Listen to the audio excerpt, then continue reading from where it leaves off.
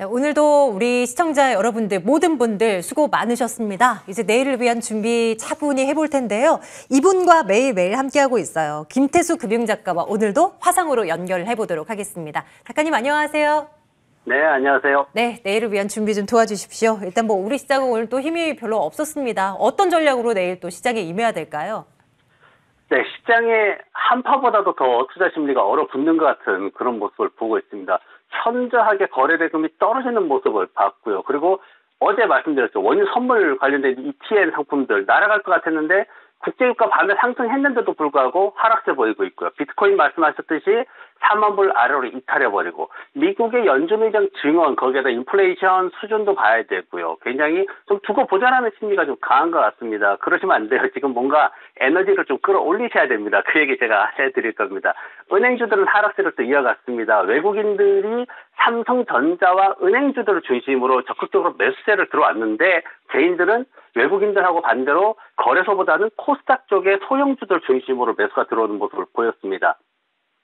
금리 인상 우려가 좀 확대되는 것은 사실이에요. 지금 계속해서 뭐 얘기 나오고 있는데 내일 밤에 뭐 인플레이션 수치도 나오고 오늘 밤에 파월 의장 증언도 있고요. 좀 움츠리는 모습이 강합니다. 뭐 전 세계가 다 그렇습니다. 우리만 그런 게 아니라 전 세계 모든 투자자들이 미국의 상황을 지켜보겠다 뭐 이런 수준으로 지금 나서고 있는데 이 상황이 어느 정도 좀 진정이 되려면 어차피 금리 인상 스케줄도 얘기가 좀 나와야 되고 그리고 기업들 실적 발표 애플이 이제 먼저 좋게 끊어줘야지만 분위기가 좀 전환될 수 있는 그런 상황으로 진행이 될 겁니다. 오늘 지난밤에 미국에서 뭐 긴축 발작 이런 얘기 나왔죠. 긴축 발작 얘기 나왔는데 사실 그 긴축 발작 얘기 하신 분들은 다들 좀 설레발이 강한 분들이에요. 뭐 JP모건 회장님이나 이런 분들은 예전에는 비트코인 한참 올라갈 때 비트코인 회사 내에서 하는 직원이 있으면은 퇴사시킨다고 했던 분들이기 때문에 조금 설레발이 강하다는 것만 좀 이해를 하시면 될 것 같고요.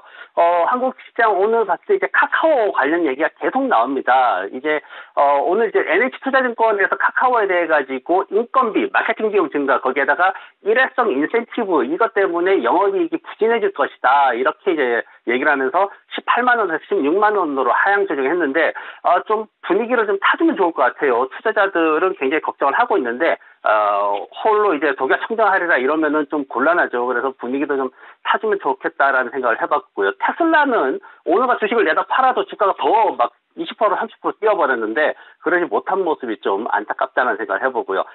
시장에서 이제 투자자분들이 오늘 좀 많이 춥지만 그래도 좀 힘을 내시기 바랍니다. 제가 사실 방송하면서 이렇게 넥타이 안 메고 팔 걷어붙인 거는 제가 처음인데 투자자분들이 좀 힘을 내셨으면 좋겠다는 생각으로 이렇게 좀 해봤습니다. 두려워하지 마시고 시장이 불안하시면은 해지 거세요. 한국에도 인버스 상품이 있고요. 미국에는 윅스라는 변동성 지수 상품들이 있습니다. 그런 것들을 가지고 적극적으로 우리가 움츠리지 말고 더 적극적으로 전략을 강구하면은 우리 계좌를 안전하게 지킬 수가 있으니까 그 부분을 더 적극적으로 생각하시면 좋을 것 같습니다. 네, 주식 투자를 하다 보면 늘 그런 말씀해주신 내용들을 잊고 전략을 짤 때가 많습니다. 올라가야지 수익을 본다라는 이 개념을 깨셔야 되는데 말입니다. 우리 시청자분들. 예. 내릴 때도 이익이 나는 구조가 분명히 상품들이 있습니다. 예, 해지 전략 기억해 둘게요.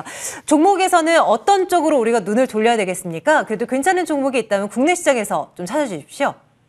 네, 오늘 가져온 기업은 NPC라는 사출 금융시장에 있는 회사입니다. NPC라고 해서 이제 우리가 뭐 플라스틱 그 박스 같은 것도 많이 보잖아요. 뭐 포장할 때 소형, 대형 그런 플라스틱 박스라든가 아니면 팔레트 밑에 까는 거라든가 이런 것들을 이제 생산하는데 한국의 사출 금융시장이 한 15년 전만 해도 다 죽었었는데 그래도 NPC라는 회사가 잘 살아있는 그런 모습을 보니까 좋습니다. 중국에 다 빼앗겼던 시장이었는데 굉장히 좋은 기업이라고 보여집니다. 포장산업이 굉장히 지금 발달하고 있어요. 지금 유통산업이나 이런 것들이 엄청나게 발달하면서 더불어 가지고 포장산업이 엄청나게 발달을 하고 있는데 지금 보면은 포장산업 같은 경우에는 2026년도까지 해가지고 약 한 연평균 6% 성장할 것으로 그렇게 기대가 되고 있고요. 그리고 사출 상용시장 같은 경우에도 지금 연평균 한 5.4%씩 계속 증가할 것으로 그렇게 예상이 되고 있습니다. 거기에다가 지금 NPC 같은 경우에는 현대 글로비스하고 전기차 배터리 전용 용기 이게 이제 폐배터리 시장에 소속이 되는 건데 전기차 2차 전지 시장이 호황을 누르게 되면은 폐 배터리 시장도 자연히 따라가는 그런 후발주자로 따라가는 구조가 됩니다. 그래서 이 기업에 대한 거를 제가 좀 가져와 봤고요. 이 회사의 제가 재무 구조 표 보면서 말씀을 드리겠습니다. 왼쪽에 이제 연간 실적이 있고요. 연간 실적이 뭐 그렇게 엄청나게 성장하는 그런 모습은 아닙니다. 2018년도부터 꾸준히 유지되는 모습이고 그러면서도 당기 순이익이 좀 빠르게 늘어나는 모습을 보이고 있습니다. 그건 뭐냐면은 실적이 매출이 조금 떨어지더라도 내실을 굉장히 탄탄하게 가지고 있다라고 우리가 해석을 하면 될 것 같고요. 그리고 지금 현재 이제 2021년도 매출과 순이익 모두 넘어서서 상승할 것으로 기대가 되고 있고 2019년도의 최고 매출 수준도 넘어설 것으로 그렇게 기대를 하고 있습니다. 그래서 이 회사의 어떤 그 차트를 보시면은 지금 현재 굉장히 좀 빠르게 상승한 그런 모습들이 있습니다. 하지만 요게 이제 최근에 좀 거래량이 빠르게 늘어나면서 크게 올라간 그런 모습이 있는데 거기에 대한 어떤 그 조정, 그러니까 수량을 사람들이 이제 손을 탄 거를 조금 벗어나야 되는 그런 측면이 있습니다. 그렇기 때문에 서두르지 마시라는 말씀을 드리고요. 목표가는 지금 현재 이 회사의 어떤 퍼나 이런 것들을 봤을 때 한 11,500원 정도로 잡으시면 될 것 같고 손절매가는 8,650원. 요게 이제 며칠 동안 하락이 더 온다, 물량을 좀 소화한다 그러면은 거기 좀 더 다운될 수 있다라는 거 염두에 두면서 투자하시면 좋을 것 같습니다. 네.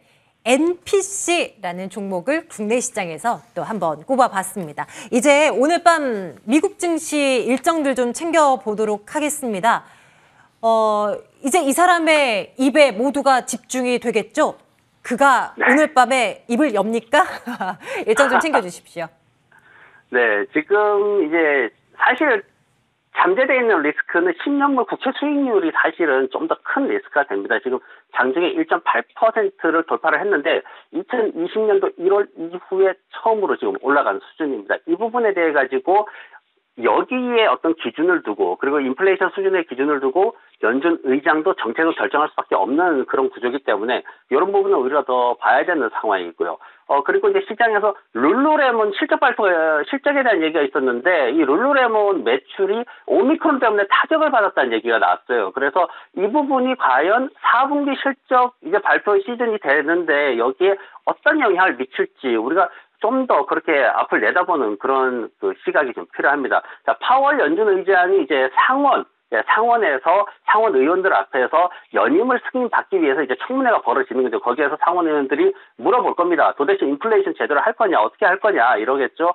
그러면 이제 인플레이션이라는 거를 제대로 잡는 거에 대해서는 시간에 대한 문제일 뿐이지 연준이 실패할 리는 없다라는 것이 중론입니다. 모두가 그 부분은 믿고 있어요. 다만 단기적으로 봤을 때 인플레이션이 변동됐을 때 시장의 충격이 단기적으로 한 3개월에서 6개월 왔었기 때문에 이번에도 그게 얼마나 올 것인가라는 그 폭에 대한 문제가 있는 거지 인플레이션을 못 잡을 거다 이런 건 아니거든요. 그래서 이런 것들에 대해서 얼마나 이제 파월 의장이 시장의 입장에서 아니면은 매파적으로 더 얘기를 하는지 그 부분을 우리가 잘 지켜봐야 되는 거고 경제지표 관련해가지고는 미국 중소기업들의 낙관지수 앞으로 비즈니스 하는 게 이제 어떻겠다 하는 게 소폭 아주 약간 이렇게 둔화될 것으로 보입니다. 98.4에서 98 정도로 이제 12월 달에 그렇게 나타날 것 같고요. 지난 6월 이후에 뭐 계속 조금 떨어지는 그런 추세를 보이고 있습니다. 그렇지만 이게 뭐 시장에 큰 영향을 미치는 그런 지표는 아니고요.